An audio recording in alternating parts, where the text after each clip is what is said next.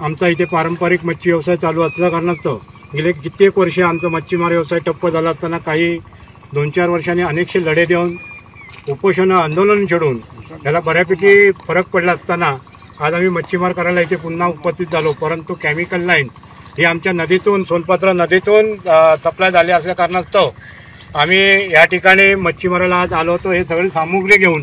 परंतु बघितलं की MIDCची लाईन हे प्रदूषण याच्याने नियंत्रणाकडून वारंवार दखल कुठले घेत नाही आहे। इथे लाईन लिकेज असली कारणास्तव कर्मचारी यांच्या निदर्शनात आणून दिलं आणि हे त्यांनी मान्य केलं आहे।